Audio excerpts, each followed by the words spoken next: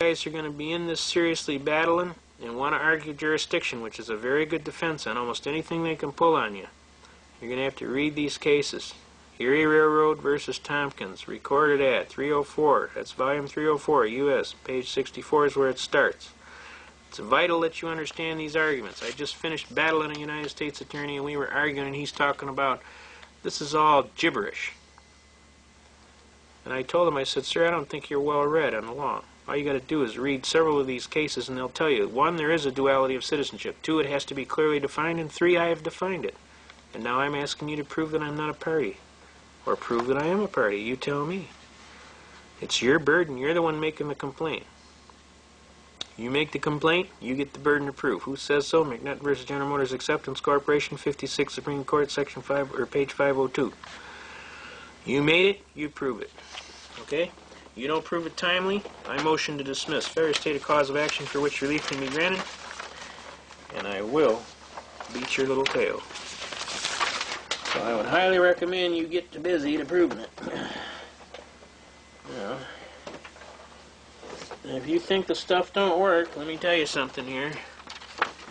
Right here, right today, government came, told me, motion to dismiss, right? United States of America hereby moves, pursuant to federal rules of criminal procedure, for leave to dismiss the indictment in the case support the statutes, okay? Now, they can't argue. They give me a certificate of service. Order dismissing indictment, which the judge will sign. The government having moved to dismiss the indictment in the case of this court being fully advised in the premise that is ordered in the indictment of B and the hereby is dismissed with prejudice, and that the defendant's bond is canceled, it is so ordered and adjudged. Wherefore the United States requests that this court enter the attached order dismissing the indictment without prejudice, but we'll figure that out. We'll fix that up. See, I don't care if we go to court, because I know who's going to win. And I pray to God that He'll help me do that. So if they want to go to court, I tell them, make my day. When I'm in the court, the guy says to me, well, we could get you for an income tax evasion, and you might win one, but you won't win them all.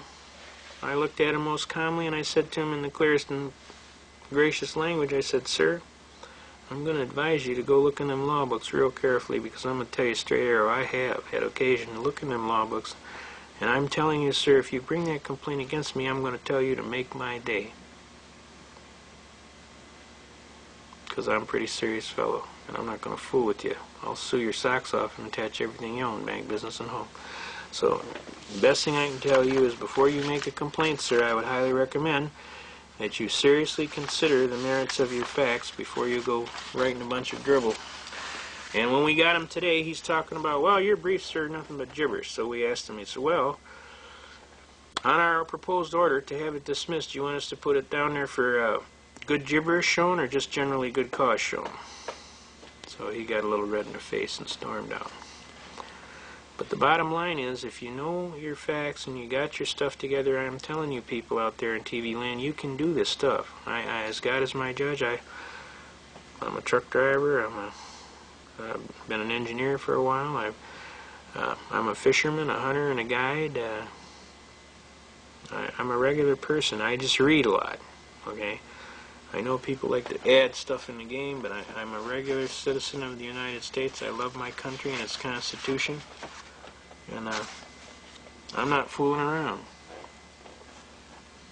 I want them to honor my Constitution, and I don't think that's too much to ask. I think a lot of fine soldiers paid for it. We've had a lot of patriots. Some of the finest people I've ever known have paid for it. I especially tout Donald Costu, who was the editor of the Constitutionalist newspaper and the initiator and starter of the Justice Pro Se movement in this area.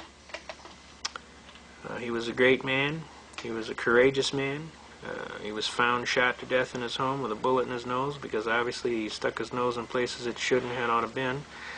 He was a tireless defender of the people and the Constitution. Many a time we cruised the countryside doing meetings hither and yon. He wore a white cowboy hat, which we used to joke about. Good guys wear white hats. He was an exceptional personality. He lost everything he owned, fighting to the death.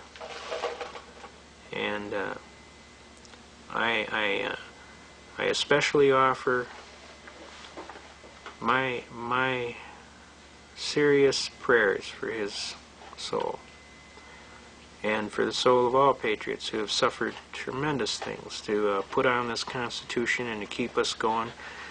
The people with the WWCR radio there, God bless you. Radio Free America, Tom Ballantyne, Bill Cooper, the infamous Jack McLam from Vampire Killer 2000. There's so serious battlers out here, folks, myself included. There's quite a few patriots all around. I can't tell you the names of the people that I feel absolutely privileged to know, because the list would be so long here it would take another 2 hours just for the tape. But I can tell you some exceptional people, and some of them are on bond and they can't be doing that, so so I'm respecting their, you know, some of the things. The infamous Eugene May, E.J. May. There's just so many. The infamous No Tax Jim, James Gordon Lott. I mean, the names are endless. So I'm telling you, folks out here, there's a lot of good people out here that are pulling for you, that have risked a whole lot, have gone to jail, have stood out in rain protesting. The infamous Dave Franklin, who is one of the most leading arguers on constitutional issues of admiralty and maritime jurisdiction. The outstanding Art Morris, who published the book The Greatest Swindle Ever Told, which is about 4,000 pages of documentary evidence on income tax situations. We're going to share you a couple of arguments in the end, and then we're going to kind of close it off here until the next time. But I want to thank you very much for inviting me into your home, and hopefully we haven't bored you to tears, and at the same time you will have a new love of your Constitution and your country, and that you will push like hell to make sure these people understand, hey, this is America, pal. Last time I checked, there's a flag on a pole out there, and it's an American flag. We don't want no blue flag out there. We want that American flag out there. And we got a Constitution, and we're going to keep it. If you don't like it, move. Preferably someplace out of here, like Russia or other places. If you like that kind of government, go for it. Knock yourself out. That's what free America's all about. You got a right to any idea you like, just so you don't injure your neighbor. You got a right to free speech, but you can't yell fire in a crowded theater. Got me? Does that make sense? Okay. So if you don't like it here, move. You don't want to exercise your constitutional rights, that's your prerogative, but if you get abused, don't say we didn't tell you. Because God kind of wants us to do this thing, because this is His holy land, and He's hoping that we're going to have enough hair on our tail feather to do it. Now I want to get into a couple other arguments. One of the things I want to tell you about is procedure. If you're going to go to court and you're going to be your own attorney, by the way, this is the infamous No Tax Jim. He just died, God rest his soul. The infamous James Gordon Lott.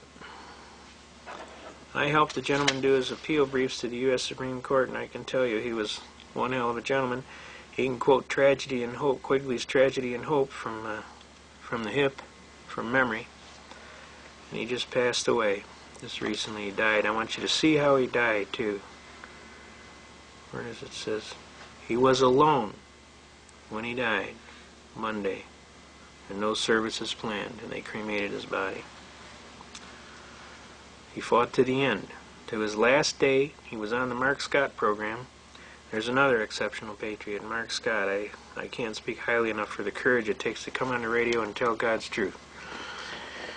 There's a lot of people like him. Tommy McIntyre, Mike Reagan. We could get you a list a mile long. There's patriots that come on and tell it like it is. J.P. McCarthy is another one that gets on there and tells it like it is.